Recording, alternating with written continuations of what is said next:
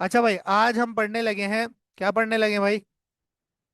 MS word पढ़ने लगे हैं। मैंने आपको लास्ट क्लास में भी समझाया था एमएस वर्ड क्या है। आपके पास वर्ड प्रोसेसिंग के टास्क परफॉर्म करने के लिए यूज होता है। वर्ड प्रोसेसिंग यानी वो काम जो एक नॉर्मल पेज पे आप रियल लाइफ में कर सकते हो, वो आप वर्ड पे डिजिटली कर सकते हो।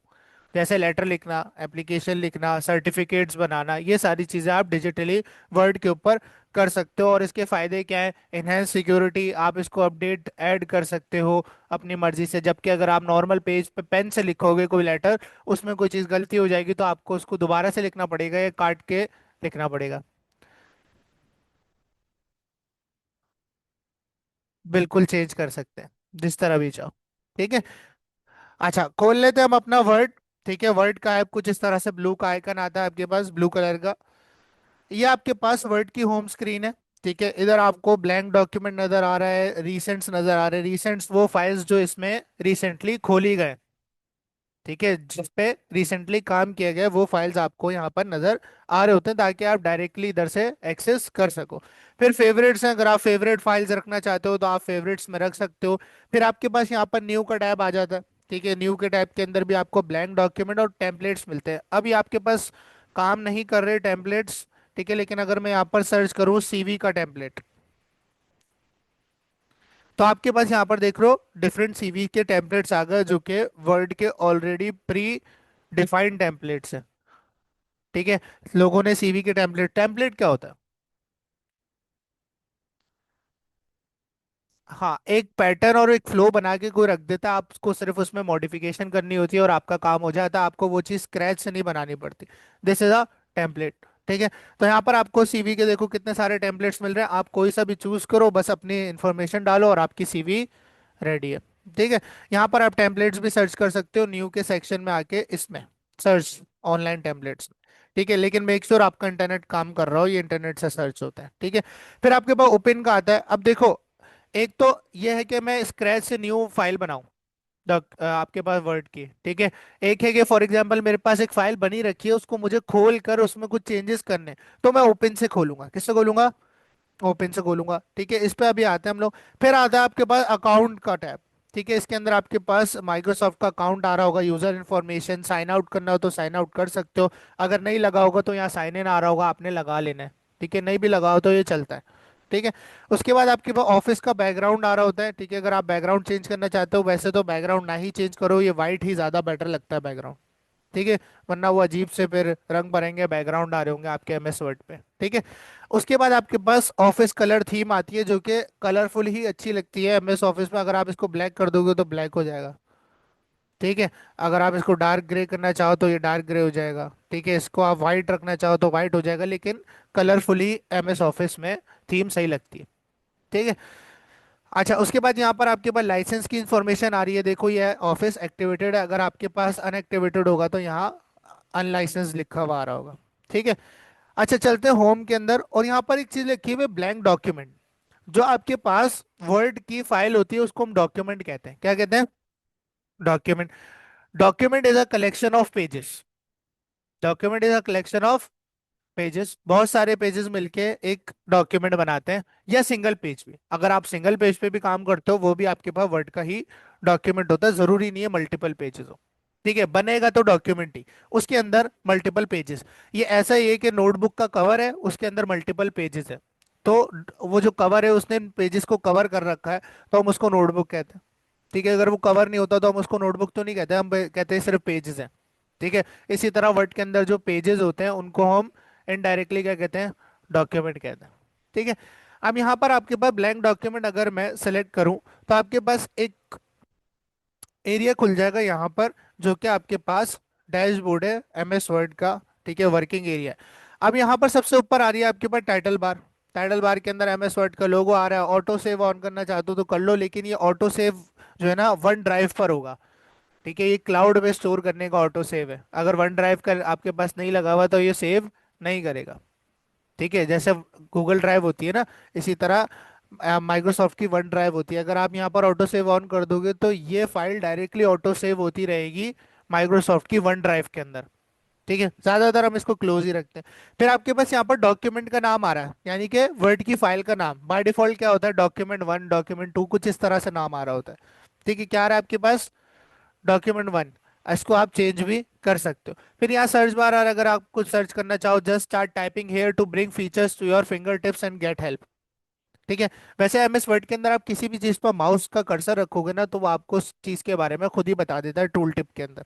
ठीक है, तो आपको इधर उधर जाने की जरूरत। फिर यहाँ आपके पास अकाउंट का आ रहा है, अगर आप यहाँ से अकाउंट को चेंज करना चाहो या अकाउंट को ऐड करना चाहो तो आप कर सकते हो। फिर आपके पास टैब बार आती है, ये जो आपके पास बार है ना ग्रे कलर की, इसको कहते हैं हम टैब बार। क्या कहते हैं, टैब बार। अब ये टैब्स जो है ना डिफाइन करते हैं अलग अलग टूल्स को। इन्होंने जो माइक्रोसॉफ्ट वर्ड है उसके अंदर इन लोगों ने, माइक्रोसॉफ्ट ने हर टूल को अलग अलग कैटेगरी में डिफाइन किया है, जिसको वो टैब्स कहता है।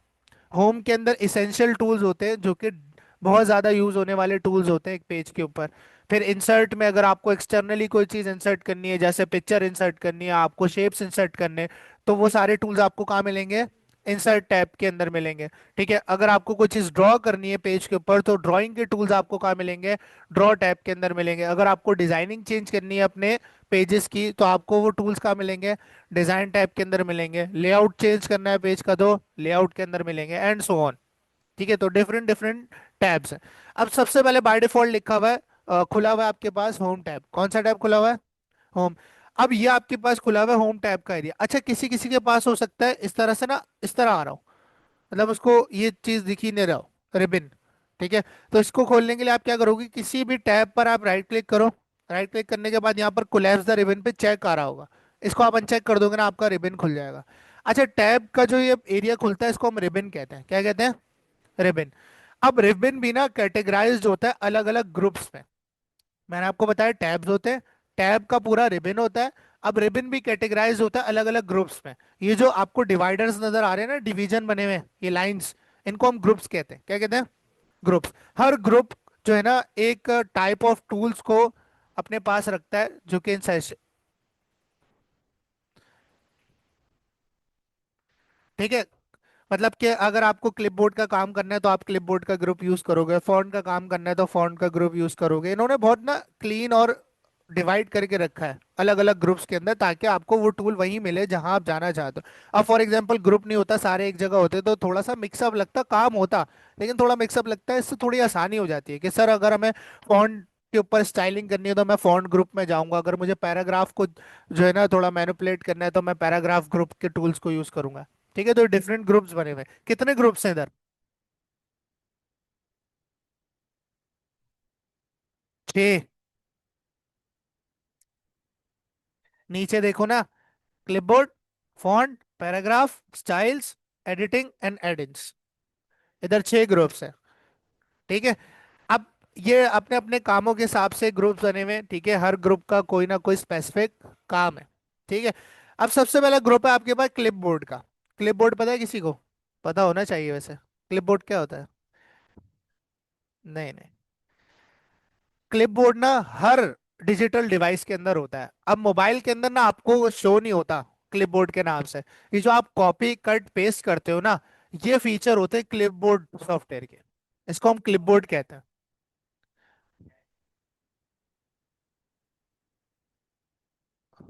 हाँ, किसी किसी फोन में आता है। ठीक है, लेकिन विंडोज में तो क्लिपबोर्ड के नाम से ही आता है। अगर आपको क्लिपबोर्ड खोलना है ना, तो आप जो है ना अपने कीबोर्ड के ऊपर विंडो V दबाओगे। क्या दबाओगे, ये देखो आपको क्लिपबोर्ड दिखा देगा। आपने जितना भी टेक्स्ट रिसेंटली कॉपी या कट किया होगा, वो सारा आपको यहाँ पर नजर आ रहा होगा। देख रहे हो, आ रहा है। हाँ, टर्न ऑन करना पड़ता है पहले, पहले बाय डिफॉल्ट ये बंद होता है। ठीक है, वो आप विंडो V करोगे तो टर्न ऑन का बटन आपके पास खुद ही आ जाएगा, इसमें पहले से टर्न ऑन है।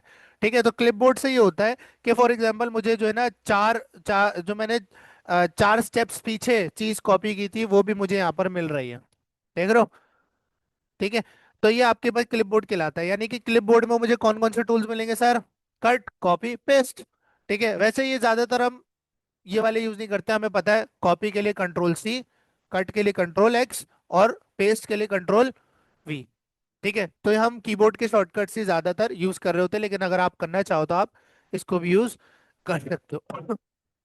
अच्छा, इसको मैं दिखाऊंगा, पहले हम लोग ना कुछ फॉन्ट वगैरह को देख लेते हैं। अब फॉन्ट ग्रुप आता है सर। फॉन्ट क्या होता है? टेक्स्ट। फॉन्ट क्या होता है? Simple text. टेक्स्ट को स्टाइल करने के लिए आपके पास एक ग्रुप मौजूद है जिसका नाम क्या है? फॉन्ट। ठीक है।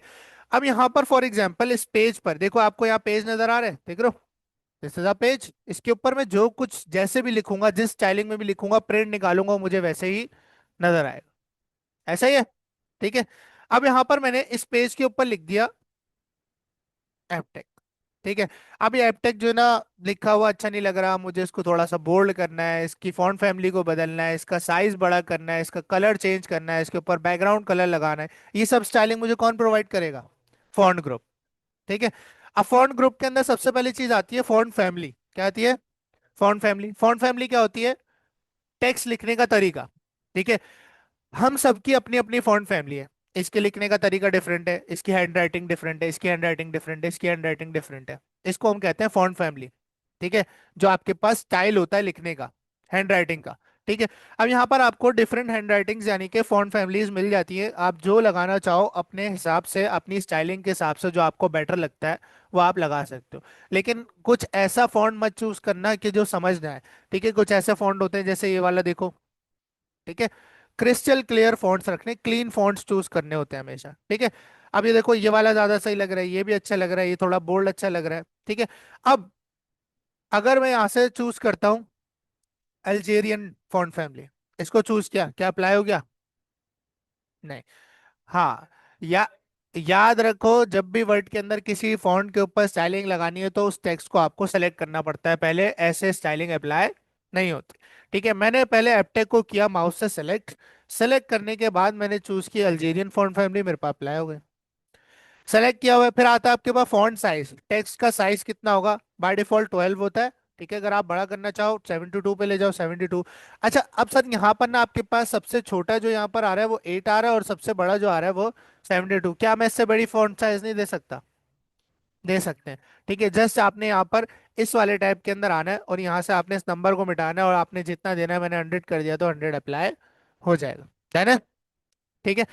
अच्छा, इसके बाद आपके पास यहाँ पर आता है बोल्ड, इटैलिक एंड अंडरलाइन। ठीक है। बोल्ड करना है तो बोल्ड से क्या होता है, थोड़ी सी आपकी फॉन्ट की थिकनेस बढ़ जाती है। बेसिकली सिर्फ थिकनेस नहीं बढ़ती, अगर आप कोई टेक्स्ट की इंपॉर्टेंस ज्यादा दिखाना चाहते हो अपने पेज पर तो आप उसको बोल्ड रखते हो। जैसे हम हेडिंग्स को बोल्ड रखते हैं। ठीक है। हम इंपॉर्टेंट पैराग्राफ के अंदर कोई इंपॉर्टेंट वर्ड है उसको बोल्ड करेंगे ताकि जो पढ़ने वाला है वो उसको इंपॉर्टेंस दे। ठीक है। तो उस चीज को बोल्ड किया जाता है। फिर आपके पास इटैलिक आता है। इटैलिक में थोड़ा सा टेक्स्ट जो है आपके पास क्लॉकवाइज डायरेक्शन में आ जाता है, जिससे यह थोड़ा अपेरेंटली अलग नजर आता है। ठीक है। तो अगर आपको अपीलिंग बनाना है अपने टेक्स्ट को तो आप इसको यूज कर सकते हो। फिर आता है आपके पास अंडरलाइन। ये भी इंपॉर्टेंस के लिए यूज होती है। ठीक है। अगर आप अंडरलाइन लगाना चाहो तो आप यहाँ पर अंडरलाइन लगा सकते हो। अब अंडरलाइन के डिफरेंट स्टाइल्स आते हैं, यहाँ ड्रॉप डाउन खोलोगे। ठीक है। डबल अंडरलाइन, बोल्ड अंडरलाइन, यहाँ पर डॉटेड है, dash underline, dash dotted underline and so on. ठीक है। अब अगर आपको इनमें से भी अच्छा नहीं लग रहा है तो आप मोर अंडरलाइंस में आ जाओगे। मोर अंडरलाइंस में आने के बाद आपको यहाँ पर फुल इजाजत मिलेगी कि आप यहाँ से कुछ भी चूज कर लो। अब यहाँ पूरा फॉन्ट का ग्रुप ही खुल गया। ठीक है। यहाँ से भी चेंज कर सकते हो सारी चीजें, और यहाँ से भी। अंडरलाइन पे ड्रॉप डाउन पे मोर अंडरलाइंस में जाऊंगा तो यहाँ पर पूरा फॉन्ट का ग्रुप खुल गया। अब यहाँ से फॉन्ट फैमिली चेंज कर लो, फॉन्ट स्टाइल चेंज कर लो, साइज चेंज कर लो, फॉन्ट का कलर, अंडरलाइन यहाँ से चूज कर लो जो भी चाहो। ये वाली अंडरलाइन चूज कर ली मैंने। यहाँ पर आपको प्रीव्यू भी दिखा रहा है नीचे। ठीक है। अंडरलाइन का कलर भी आप यहाँ से चेंज कर सकते हो। ब्लैक है ना बाय डिफॉल्ट, अगर आप रेड करना चाहो तो सर आप रेड कर दो। ठीक है। स्ट्राइक थ्रू लगाना है डबल, अभी ये तो उस पे आते हैं, खैर अभी आगे की सीन है। इसको मैंने किया ओके, तो आपके पास देखो रेड कलर की डैश अंडरलाइन अप्लाई हो गई। ठीक है। अच्छा, उसके बाद यहाँ पर आता है आपके पास इंक्रीज फॉन्ट साइज और डिक्रीज फॉन्ट साइज। ठीक है। फॉन्ट साइज आप यहाँ से भी चेंज कर सकते हो, लेकिन इससे ये होता है कि आप जो है ना जल्दी जल्दी, फॉर एग्जांपल बस आप टैप टैप करोगे और ये ऑटोमेटिकली जल्दी जल्दी फॉन्ट साइज छोटा करता है और कैपिटल करता है। इससे ये भी जज कर सकते हो थोड़ा थोड़ा थोड़ा छोटा करके कि कौन सा साइज ज्यादा एक्यूरेट लग रहा है मेरे पेज पे। ठीक है। लेकिन ज्यादातर ये यूज नहीं होता, हम यहीं से फॉन्ट साइज को चेंज कर रहे होते हैं। उसके बाद आता है आपके पास स्ट्राइक थ्रू। स्ट्राइक थ्रू ज्यादातर आपने प्राइसिस के अंदर देखा है। $9.99 कट हुआ हुआ है, उसके आगे 8.99 लिखा हुआ है। ठीक है। वो आपके पास जो कट लगा हुआ होता है उसको हम स्ट्राइक थ्रू कहते हैं। क्या कहते हैं?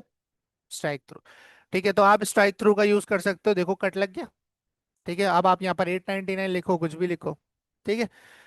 उसके बाद आता है आपके पास सबस्क्रिप्ट। क्या आती है? सबस्क्रिप्ट। सबस्क्रिप्ट की मिसाल हमने कहाँ देखी है?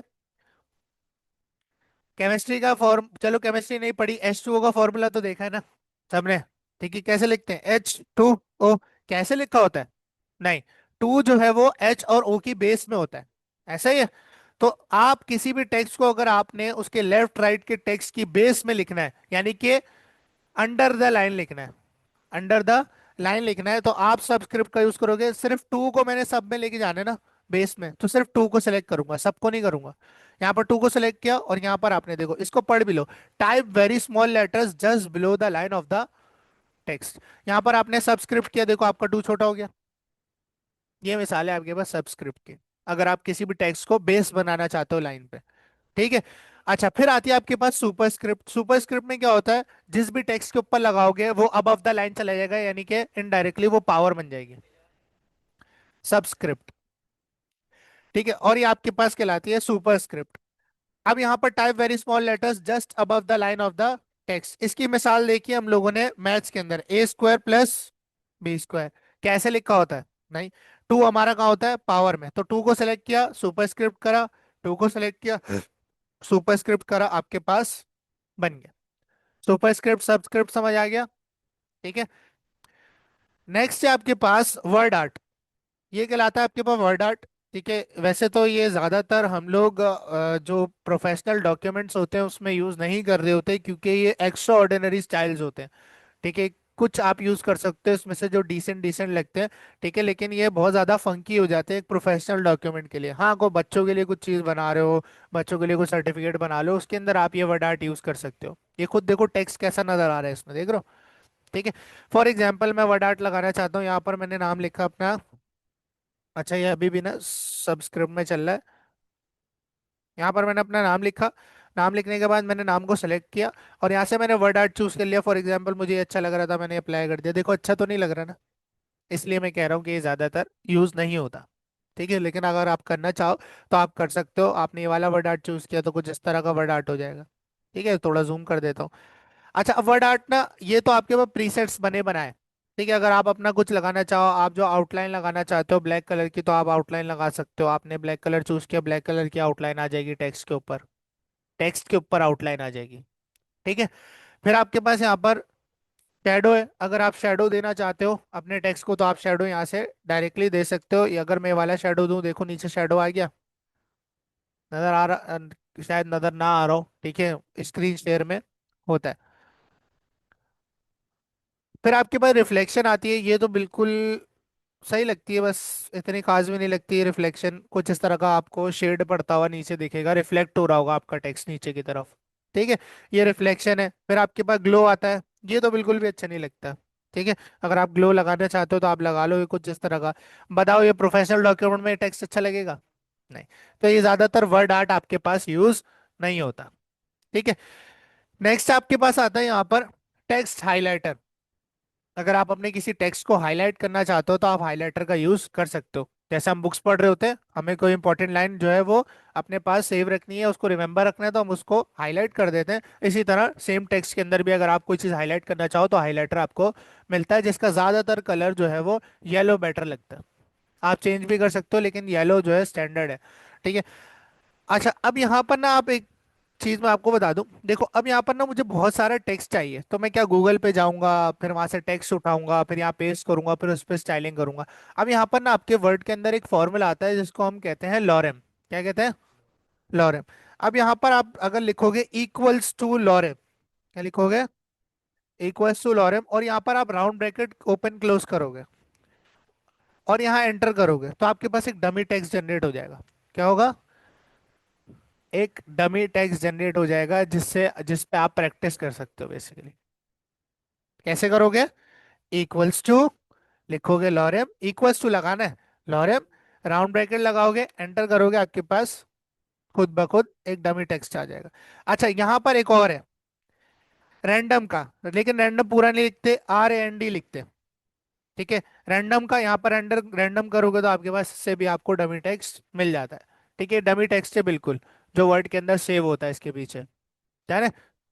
हाँ, प्रैक्टिस करने के लिए अगर आप करना चाहो इसको।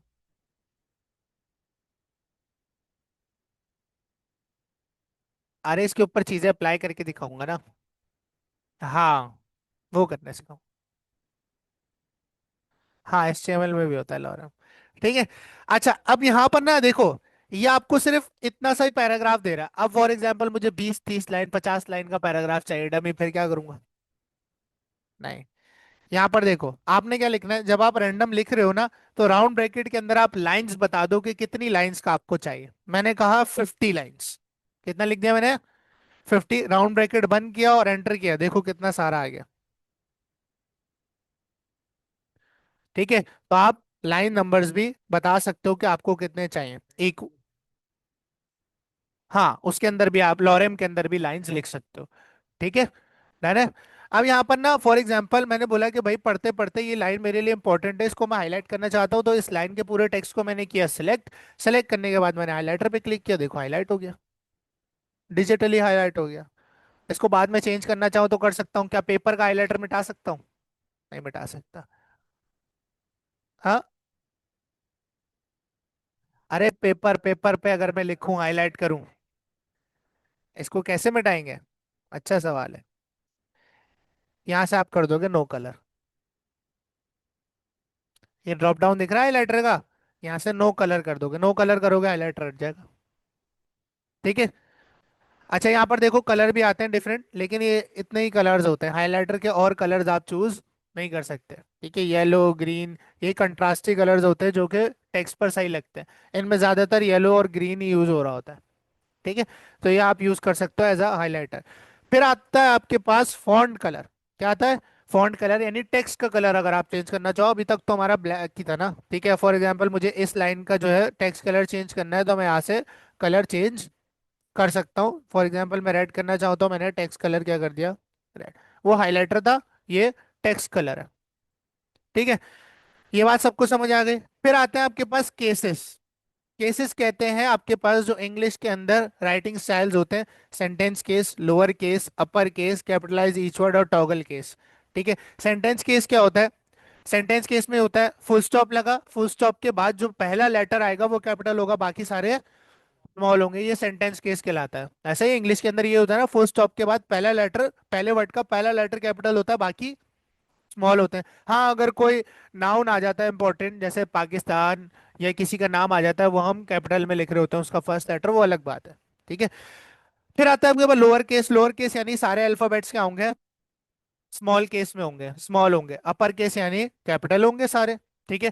और capitalize each word. Capitalize each word का मतलब है जितना टेक्स्ट सेलेक्ट करके कैपिटलाइज ईच वर्ड सेलेक्ट करूंगा, तो उसके अंदर जितने वर्ड्स आ रहे होंगे उनका पहला पहला लेटर कैपिटल हो जाएगा। सब वर्ड्स का पहला पहला लेटर कैपिटल हो जाएगा। फिर आता है टॉगल केस। टॉगल केस में थोड़ा सा अलग सीन होता है, ये यूज नहीं होता इतना। इसके अंदर पहला लेटर स्मॉल होता है और बाकी कैपिटल होता है। ठीक है, जो कि इंग्लिश स्टैंडर्ड में नहीं है। ठीक है। अच्छा, अब यहाँ पर आपने फॉर एग्जाम्पल वीडियो को सेलेक्ट किया, और वीडियो को सेलेक्ट करने के बाद आपने केस किया सेंटेंस केस। बाय डिफॉल्ट तो ये सेंटेंस केस में ही था। ठीक है। अच्छा, उसके बाद आपने यहाँ पर लोअर केस किया, तो देखो सारे स्मॉल हो गए, कोई भी कैपिटल नहीं रहा। फिर आपने अपर केस किया, देखो सारे अपर केस में हो गए। फिर आपने यहाँ से कैपिटलाइज ईच वर्ड किया, तो देखो हर वर्ड का पहला पहला लेटर कैपिटल नजर आ रहा है। ठीक है। उसके बाद आपके पास यहाँ पर टॉगल केस, पहला लेटर स्मॉल बाकी कैपिटल। ये ज्यादातर अच्छा नहीं लगता। ये पीपीटी में अच्छा लगता है, प्रेजेंटेशन में होता है उसमें बताऊंगा ये क्यों इंपॉर्टेंट होता है। ये टॉगल केस है। ठीक है। अच्छा, उसके बाद आपके पास यहाँ पर आता है क्लियर ऑल फॉर्मेटिंग। अच्छा, ये जितना हमने स्टाइल किया है ना, हमने कलर लगाया, हमने फॉन्ट फैमिली चेंज करी, ठीक है, इसको हम कहते हैं फॉर्मेटिंग।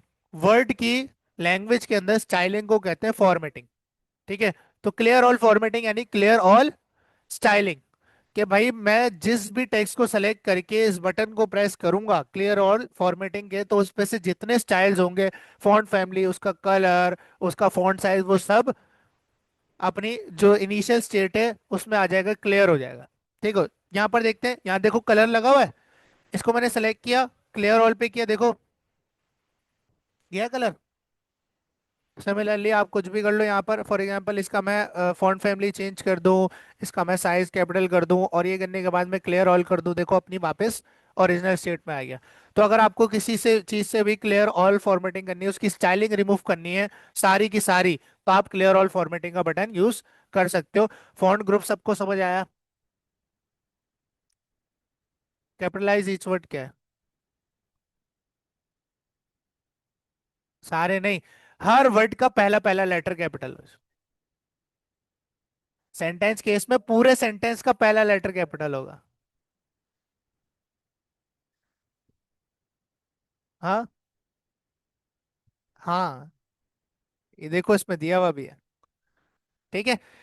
अच्छा, अब आते हैं थोड़ा सा क्लिपबोर्ड की तरफ। अगर आप कोई चीज कॉपी करना चाहते हो तो कॉपी के लिए आपके पास ये वाला बटन है, ये जो पेज वाला आ रहा है, कंट्रोल से इसका शॉर्टकट है, वो आपको खुद बता रहा है, put a copy of the selection on the clipboard so you can paste it somewhere else. Copy में क्या होता है, टेक्स्ट अपनी जगह पे रहता है और क्लिपबोर्ड पर कॉपी हो जाता है। मैंने इसको कॉपी किया, कॉपी करने के बाद इसके नीचे अगर मैं कंट्रोल वी करूँ तो आपके पास पेस्ट हो गया। ऐसा ही है, यहाँ पे पेस्ट कर दिया नीचे लाके मैंने इसको। ठीक है। अच्छा, उसके बाद आपके पास यहाँ आता है कट, ये सीजर वाला आइकन है कट, जिसका शॉर्टकट क्या है, कंट्रोल एक्स। ठीक है, अगर मैं इसको कट करना चाहता हूँ और कॉपी, कट में क्या होता है, वहां से रिमूव हो जाता है टेक्स्ट और कॉपी हो जाता है। ठीक है, कट किया है ऐसे मैंने, तो वहां से टेक्स्ट गया और कॉपी भी हो गया। डन है।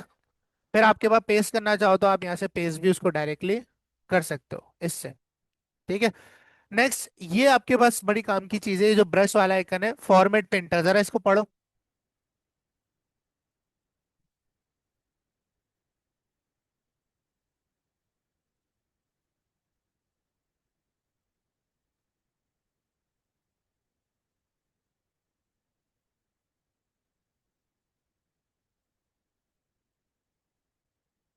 हम्म,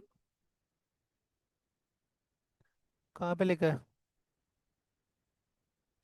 पर्टिकुलर यानी स्पेसिफिक किसी एक सेक्शन पर?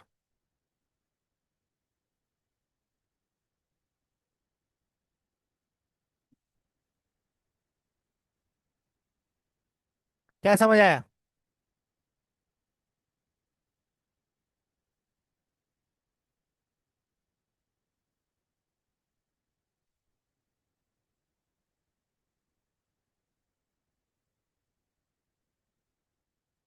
फरजान,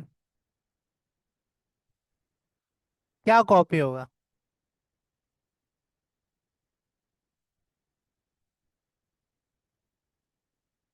हाँ, तुम बोलना वही चाह रहे थे लेकिन तुम्हारे पास अल्फाज नहीं आ रहे थे।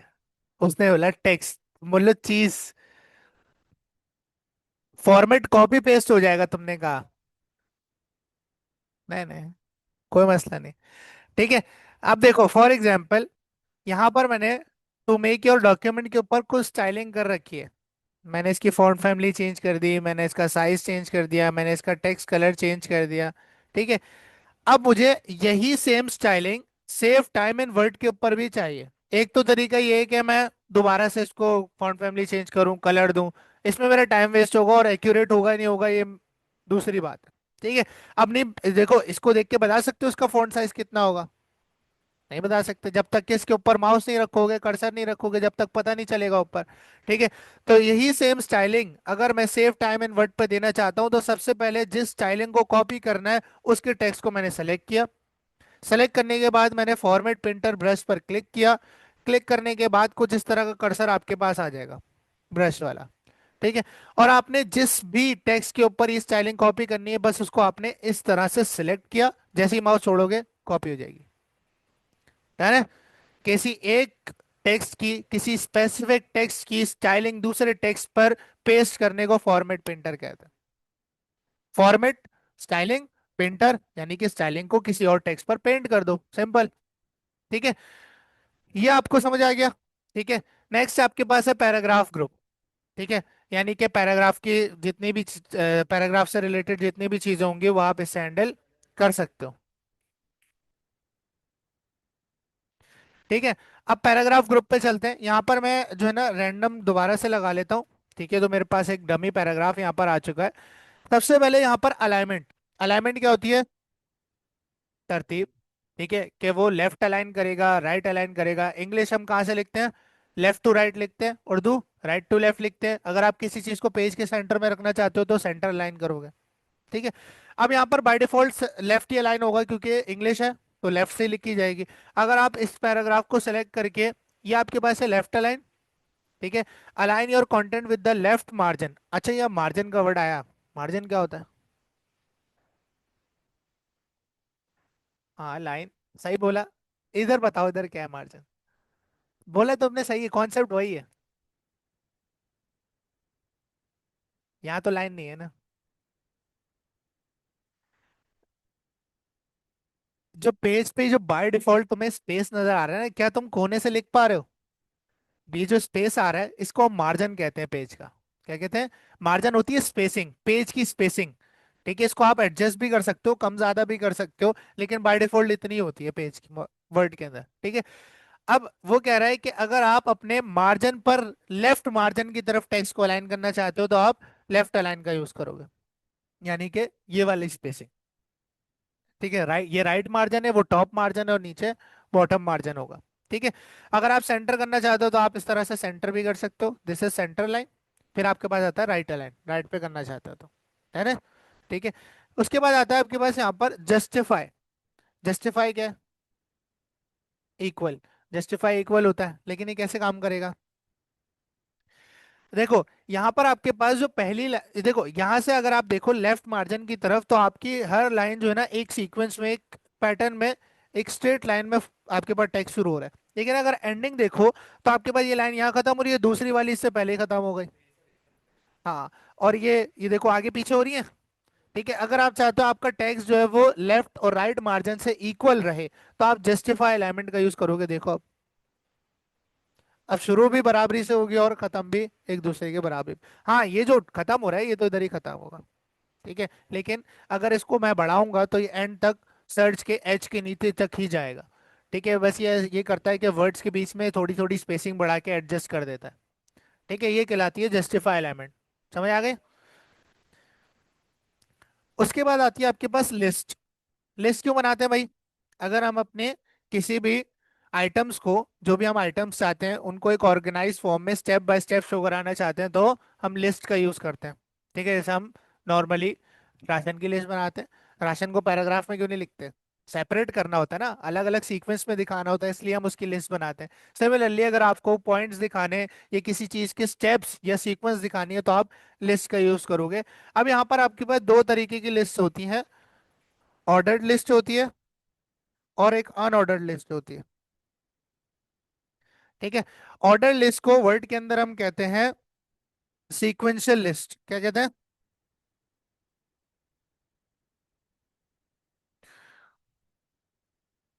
और जो अनऑर्डर्ड लिस्ट है उसको वर्ड के अंदर कहते हैं बुलेट लिस्ट। ऑर्डर लिस्ट यानी ऐसी लिस्ट जिसकी कोई सीक्वेंस या ऑर्डर हो। ऑर्डर यानी 1 2 3, ABCD, रोमन गिनती। ठीक है। एक तो लिस्ट इस तरह हो सकती है ना कि भाई मैं एक लिस्ट बना रहा हूँ राशन की, मैं 1 2 3 कर रहा हूँ पेन से। हाँ। एक ये कि मैं स्टार बना रहा हूँ या मैं डॉट बना के लिख रहा हूँ, वो आपके पास बुलेट लिस्ट में कोई ऑर्डर नहीं है, उसमें कोई सीक्वेंस नहीं होती। ठीक है। सिमिलरली आपके पास ऑर्डर लिस्ट के अंदर सीक्वेंस होती है और अनऑर्डर्ड में नहीं होती। सबसे पहले आते हैं आपके पास bullet list. Create a bulleted list, click the arrow to change the look of the bullet. For example यहाँ पर मैंने 3 आइटम लिखे हैं, एप्पल, मैंगो।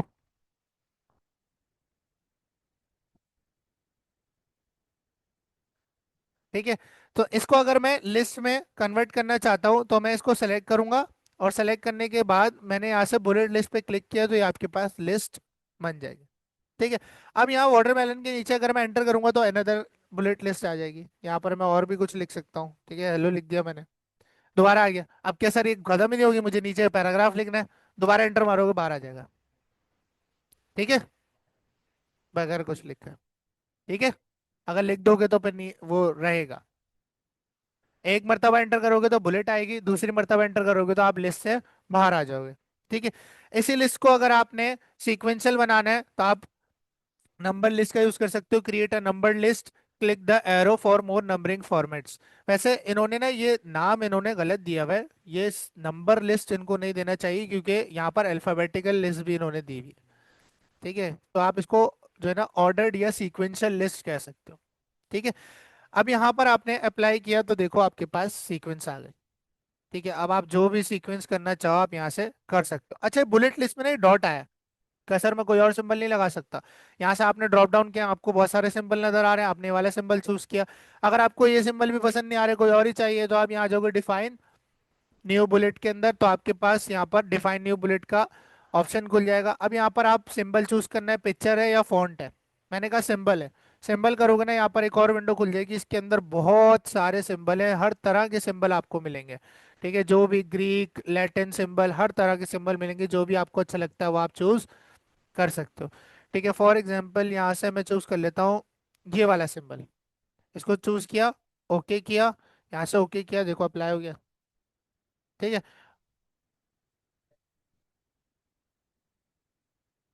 हाँ,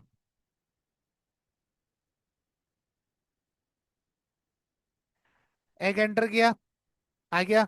दूसरा एंटर किया, बाहर आ गया, हेलो पे आओ, दोबारा एंटर कर लो, पिछले बुलेट पे आके दोबारा एंटर कर लो। ठीक है, इस तरह से कर सकते हो। ठीक है, अच्छा ये आपके पास आ गए। इसके बाद आती है आपके पास नेस्टेड लिस्ट। क्या आती है? List with in a list. ऐसी लिस्ट जो, मतलब एक लिस्ट है उसके अंदर एक और लिस्ट बना दिया आपने, तो उसको हम क्या कहते हैं? नेस्टेड लिस्ट कहते हैं। ठीक है, अब फॉर एग्जांपल मुझे कुछ इस तरह का आउटपुट अगर बनाना है कि मैं यहाँ पर लिखूं साइंस, क्या लिख दिया मैंने? साइंस। मैं सब्जेक्ट्स लिख रहा हूँ, ठीक है, मैंने एक सब्जेक्ट लिखा साइंस।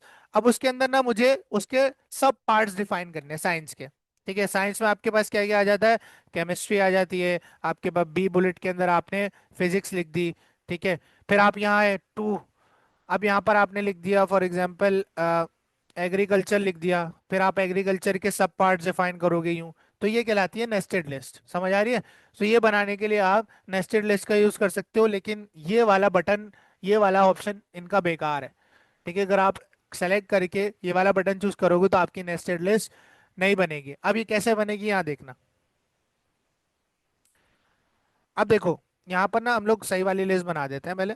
यहाँ पर मैंने साइंस किया। ठीक है, साइंस के नीचे मैंने कहा कि साइंस की कौन कौन सी हो सकती है?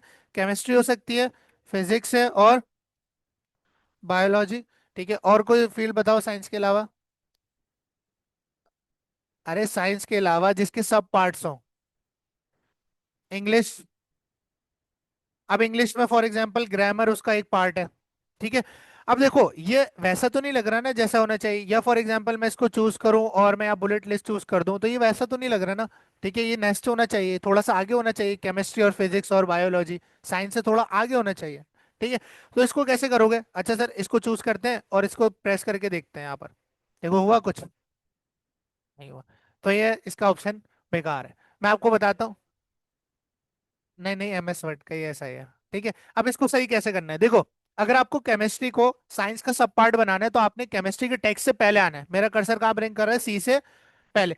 कीबोर्ड पे टैब की होती है, टैब की, टैब की होती है कैप्स लॉक के ऊपर। इसको आप प्रेस करो, देखो बन गया। सही है। फिर आप फिजिक्स के पीछे आए और यहाँ पर आपने टैब प्रेस किया, बन गया। अब आपको बायो भी करना है, बायो से पहले आए, टैब प्रेस किया, हो गया। ठीक है, फिर इंग्लिश की ग्रामर का करना है, आपने ग्रामर पे किया, देखो। ये तो करना पड़ेगा ना, अब वो ऑप्शन ही बेकार है, मैं क्या करूं?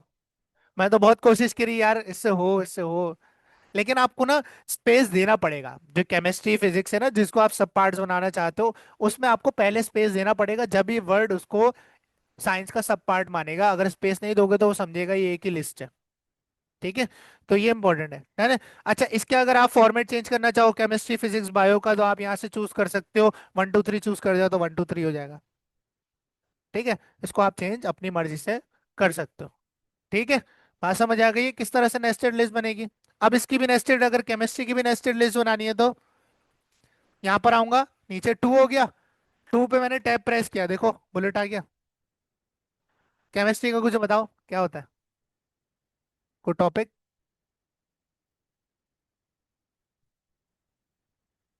कोई टॉपिक केमिस्ट्री की बुक का? Industrial chemistry. तो कुछ इस तरह से आप जितनी भी नेस्ट करना चाहो आप कर सकते हो। अब इंडस्ट्रियल की भी नेस्ट करनी है, अब देखो इंडस्ट्रियल के नीचे आ रहा है, दोबारा टैब पर प्रेस किया, बट टैब टैब की गेम है इसके अंदर। ठीक है, बात समझ आ गई है। ठीक है, तो ये आपके पास कहलाती है नेस्टेड लिस्ट। अब यहाँ आ जाते हैं हम लोग वापस पैराग्राफ पे, हमने यहाँ पर रैंडम लिखा और जनरेट किया। अब यहाँ रही आपके पास लाइन स्पेसिंग, क्या आ रही है? देखो ये आपके पास जो एक लाइन लिखी हुई है और ये नीचे दूसरी, इसके बीच में हल्का सा स्पेस है। ठीक है, अब ये बाय डिफॉल्ट थोड़ा कम ही होता है, अगर आप इसको एडजस्ट करना चाहो तो आप लाइन स्पेसिंग से, मैंने 2.5 कर दिया तो देखो लाइन स्पेसिंग बढ़ गई, लाइंस के बीच जो स्पेस है वो बढ़ गया। अब यहाँ पर अपनी मर्जी का देना है तो आप लाइन स्पेसिंग ऑप्शंस में आ जाओगे, और यहाँ से आप बिफोर और आफ्टर के अंदर आपको स्पेसिंग नजर आ रही है। वैसे तो आफ्टर से ही देते हैं, बिफोर से कम ही देते हैं, बिफोर से नहीं देते, पहले नहीं नीचे से देनी है, हर लाइन के नीचे से स्पेस देना है। 8 पॉइंट्स का आपके पास यहाँ पर स्पेस है, अगर आप इसको 24 कर दोगे तो ये आपके पास बढ़ जाएगा। ठीक है, इसके बाद आपके पास आता है इंडेंट। इंडेंट वैसे इतना ज्यादा यूज नहीं होता, लेकिन देख लो यहाँ पर, यहाँ आता है आपके पास डिक्रीज इंडेंट और इंक्रीज इंडेंट। इंडेंट बेसिकली क्या करता है, अगर आप चाहते हो आपका कोई भी टेक्स्ट या पैराग्राफ आपके मार्जिन से दूर जाए, मार्जिन यानी ये जो स्पेस आ रहा है इससे दूर जाए, ठीक है, तो आप इंक्रीज करोगे इंडेंट को। क्या करोगे? इंडेंट होता है मार्जिन स्पेसिंग, क्या होती है? Margin space. अगर आप मार्जिन स्पेसिंग को बढ़ाना चाहते हो तो आप इंक्रीज इंडेंट का यूज करोगे। Move your paragraph further away from the margin, यानी कि जो आपके पास मार्जिन आ रहा है स्पेस, इससे आप दूर ले जाना चाहते हो अगर अपने पैराग्राफ को, तो आप यहाँ से इंक्रीज कर सकते हो। यहाँ जगह बन गई, यहाँ पर कोई इमेज लगा दो। बात समझ आ रही है?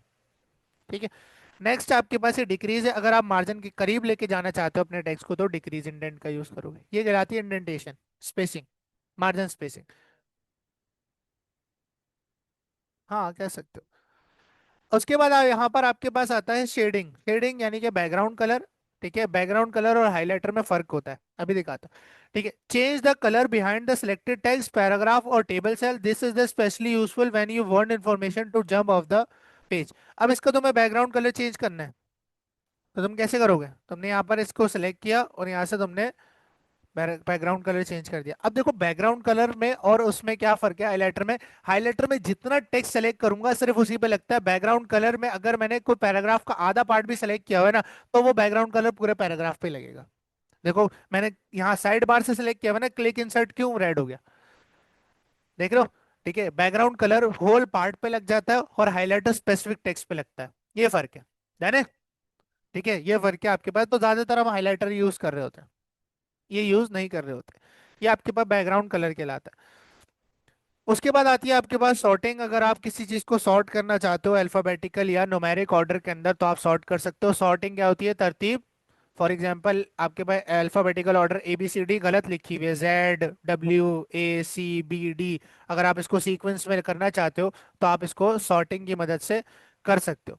यहाँ पर आने के बाद मैंने लिखा ए, और यहाँ वी लिखा मैंने, F R T why you E T, क्या ये ऑर्डर के अंदर मौजूद है?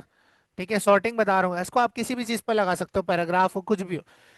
यहाँ पर आपने इसको सेलेक्ट किया और यहाँ पर आपने सॉर्टिंग के बटन पे क्लिक किया। अब यहाँ पर सॉर्ट टेक्स्ट खुल जाएगा। ये क्या कर रहा है? Sort by paragraph. बिल्कुल इसने खुद से जज कर लिया कि ये एक पैराग्राफ है।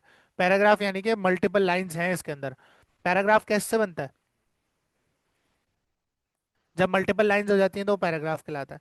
फिर आपके पास टाइप आ रही है टेक्स्ट, ये खुद से जज कर लेता है, अगर नंबर है तो नंबर, डेट है तो डेट। फिर यहाँ पर ऑर्डर पूछ रहा है असेंडिंग या डिसेंडिंग, यानी कि ए से जेड या जेड से ए करना चाहते हो। मैंने कहा असेंडिंग, ए से जेड, ओके किया, देखो सीक्वेंस हो गई। बात समझ आ गई? ठीक है, तो इस तरह से न्यूमेरिक ऑर्डर को भी आप इस तरह से कर सकते हो। ठीक है, ये सॉर्टिंग होती है। उसके बाद आता है आपके पास बॉर्डर। अगर आप अपने टेक्स्ट पर बॉर्डर अप्लाई करना चाहते हो तो आप उस टेक्स्ट को सेलेक्ट करो और यहाँ पर आपको बॉर्डर के डिफरेंट स्टाइल्स मिल रहे हैं, bottom border, top border, left right. और अगर ऑल बॉर्डर लगाना है, अगर ऑल बॉर्डर लगाऊंगा देखो चारों तरफ से लग गया। ठीक है, अगर आप किसी चीज को बॉर्डर देना चाहते हो, यहाँ पर आप टॉप बॉर्डर देना चाहते हो, टॉप बॉर्डर यहाँ से हट गया क्योंकि पहले लगा हुआ था, अगर आपने प्रेस किया तो अब हट जाएगा। ठीक है, तो एक काम करते हैं, यहाँ से हम पहले इसको नो बॉर्डर करते हैं। अगर मैं यहाँ टॉप बॉर्डर चूज करूँ देखो सिर्फ टॉप से आ गया। अगर मैं यहाँ पर लेफ्ट चूज करूँ तो देखो सिर्फ लेफ्ट और टॉप पे लगा हुआ है। ठीक है, तो स्पेसिफिक डायरेक्शन में भी बॉर्डर लगाया जा सकता है। ये बात सबको समझ आ गई? फिर आते हैं आपके पास यहाँ पर स्टाइल्स। ठीक है, ये स्टाइल्स बड़े इंपॉर्टेंट होते हैं, अभी दिखाता हूँ। फॉर एग्जाम्पल आपके पास एक हेडिंग है, चैप्टर वन साइंस की, किसकी? साइंस की। ठीक है, यहाँ पर आपने इसको सेलेक्ट किया। अब इसको हेडिंग बनाने के लिए आपको कितनी मेहनत करनी पड़ेगी? फॉन्ट फैमिली चेंज करो, साइज चेंज करो, कलर चेंज करो। तो आप यहाँ से ना डायरेक्टली स्टाइल्स के अंदर हेडिंग का आपको पहले से प्रीसेट मिलता है। इसको आपने चूज किया, डायरेक्टली आपकी हेडिंग बन गई। कलर चेंज कर लो, बोल्ड कर दो, आपका काम हो गया। लेकिन इसके और भी फायदे हैं। ठीक है, ये आपके पास डायनेमिक हेडिंग कहलाती है। जब मैं आपको रेफरेंसेस पढ़ाऊंगा तो आपको समझ आएगा कि इस स्टाइल का क्या फायदा है। मैं खुद से क्यों नहीं हेडिंग बना सकता। ठीक है, उस वक्त आपको समझाऊंगा ये कि मैं ये क्यों स्टाइल से चूज करूंगा। अच्छा, फॉर एग्जांपल इसके नीचे मैं एक पैराग्राफ लिखता हूँ। ठीक है, फॉर एग्जांपल वो इस चैप्टर का पैराग्राफ है। ठीक है, तो जब आप इस स्टाइल को चूज करते हो ना, तो यहाँ पर आपके पास एक एरो आ जाता है। ये एरो कंटेन करता है पूरे इस कंटेंट को। अगर मैं इसको बंद कर दूंगा तो नीचे वाला पूरा कंटेंट इसके अंदर शामिल होगा, यानी कि इसका पार्ट बन जाएगा। ये भी होता है। ये आप अपनी जब नॉर्मल फॉर्मेटिंग से बनाओगे एडिंग, उसमें ये फीचर आपको नहीं मिलेगा। ये सिर्फ इसी स्टाइल में। अब सर फॉर एग्जांपल अगर मैं चैप्टर 2 बनाऊंगा, क्या वो भी इसी के अंदर चलाएगा? और चेक करते हैं। यहाँ पर मैंने लिखा चैप्टर 2, और यहाँ पर मैंने लिख दिया इंग्लिश। ठीक है, अब इसको भी आपने स्टाइल करना है। तो स्टाइल आप वहां से भी चूज कर सकते हो। फॉर्मेट पेंटर से कैसे करेंगे? इसको सेलेक्ट करेंगे, फॉर्मेट पेंटर पे क्लिक करेंगे, और चैप्टर 2 इंग्लिश को सेलेक्ट कर देंगे। हेडिंग बन गई। हाँ, दूसरी हेडिंग में चला जाएगा। अच्छा, अरे ये क्या करते हैं? इंग्लिश को करने के बाद नीचे आया और यहाँ पर मैंने रैंडम लिखा। अब ये रैंडम जो है वो, ये वाला रैंडम जो है वो इसका पार्ट है, और ये वाला रैंडम इसका है। देखो, इस तरह से मैं अपने डॉक्यूमेंट को शॉर्ट भी कर सकता हूँ। जिसको जो चैप्टर पढ़ना है वो खोल ले और पढ़ ले। हाँ, समझ आ रहे हो? तो ये फायदा होता है स्टाइल्स का। हाँ, अब अगर आपको सब हेडिंग बनानी है, क्या बनानी है? सब हेडिंग, तो आप हेडिंग 2 का यूज करोगे। यहाँ पर डिफरेंट स्टाइल है। टाइटल अगर आपको दिखाना है तो टाइटल, सब टाइटल, सब टाइटल, इम्फेसिस। इम्फेसिस कहते हैं इटैलिक को। एम्फेसिस किसको कहते हैं? इटैलिक को। इंटेंस एम्फेसिस के अंदर कलर वगैरह चेंज होगा। स्ट्रॉन्ग, स्ट्रॉन्ग यानी बोल्ड, स्ट्रॉन्ग यानी bold. Quote, simple, italic. Intense quote के अंदर इस तरह से टॉप बॉर्डर और बॉटम बॉर्डर लगा हुआ होता है। ठीक है, और ये सारे स्टाइल्स हैं जो कि आप अपने लिए यूज कर सकते हो। देन है। ठीक है, तो ये आपके पास फायदा होता है स्टाइल्स को यूज करने का। अब यहाँ पर एक और चीज, यहाँ पर आपके पास एडिटिंग के अंदर आते हैं। यहाँ पर आता है आपके पास फाइंड। फाइंड खोलोगे, कुछ इस तरह का नेविगेशन पेन। अगर आप कोई वर्ड, पैराग्राफ, कोई स्पेसिफिक वर्ड सर्च करना चाहते हो पूरे डॉक्यूमेंट में, बजाय इसके कि आप उसको पढ़ो बैठ के खुद से, तो आप यहाँ से डायरेक्टली फाइंड उसको कर सकते हो। जैसे यहाँ देखो एक वर्ड है वीडियो का। यहाँ पर मैं वीडियो लिखता हूँ। वीडियो लिखा, देखो उसने पेज पे हाईलाइट कर दिया कहाँ का वीडियो आया हुआ है, और यहाँ मुझे बता रहे हैं कि 8 जगह वीडियो का वर्ड यूज हुआ है। क्या ये दूसरे उसको भी टारगेट कर रहा है? बिल्कुल करेगा। ये इंटायर डॉक्यूमेंट में ढूंढेगा। ठीक है, फाइंड करा सर, मुझे यहाँ यहाँ मिल रहा है। ठीक है, आपको इंस्टेंसेस भी बताएगा कि यहाँ मिल रहा है, यहाँ मिल रहा है। इस पे क्लिक करूंगा तो मुझे उस जगह पे ले जाएगा जहां पर इसकी इंस्टेंस मौजूद है। बात समझ आ रही है? ठीक है। अच्छा, इसका इतना फायदा नहीं है जितना रिप्लेस का है। देखो यहाँ पर आपके पास दूसरी चीज क्या? Replace. Search for text you would like to change and replace it with something else, यानी कि फाइंड कर सकते हो और फिर उस वर्ड की जगह कोई और वर्ड रखवा सकते हो। ठीक है, फाइंड में तो सिर्फ आप देख सकते हो ना कि वो वर्ड कितनी दफा आया हुआ है और कहाँ कहाँ आया हुआ है। रिप्लेस में आप उस वर्ड को चेंज भी कर सकते हो। अब देखो उसके 8 रिजल्ट आए हुए थे ना। अगर मैं वीडियो का वर्ड यहाँ पर चेंज करता फिरूं, यहाँ मैं खुद से कोई और वर्ड लिखूं, फिर वीडियो की जगह अगले आके यहाँ पर वही वर्ड दोबारा लिखूं, तो मेरे लिए ख्वारी है सर कुछ ऐसा हो कि एक साथ हो जाए सर। ठीक है, तो यहाँ पर रिप्लेस खोलोगे ना तो रिप्लेस का टैब खुल जाएगा। अब यहाँ पर फाइंड क्या कर रहे हो? वीडियो को। अब यहाँ पर वीडियो की जगह आपने जो रखना है वो रिप्लेस विद के अंदर लिखोगे। मैंने रख दिया यहाँ पर ऑडियो। क्या रख दिया? मैंने कहा वीडियो की जगह कर दो ऑडियो। ऑडियो क्या? अब यहाँ आपके पास दो बटन है, रिप्लेस और रिप्लेस ऑल। अब अगर आप एक दफा रिप्लेस करोगे ना तो आपके पास एक एक दफा चेंज होगा। देखो यहाँ पर ऑडियो एक दफा चेंज हुआ, यहाँ नहीं चेंज हुआ, यहाँ नहीं चेंज हुआ। ऐसा ही है। ठीक है, अगर आप यहाँ पर रिप्लेस ऑल कर दोगे तो वीडियो का वर्ड पूरे डॉक्यूमेंट में जहां जाए वहां पे वीडियो की जगह क्या आ जाएगा?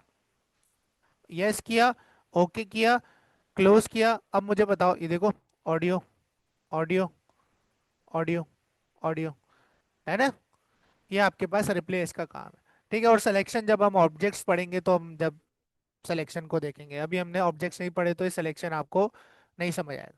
ठीक है, ये बात सबको समझ आ गई है? इसमें किसी का कोई सवाल? पक्की बात है?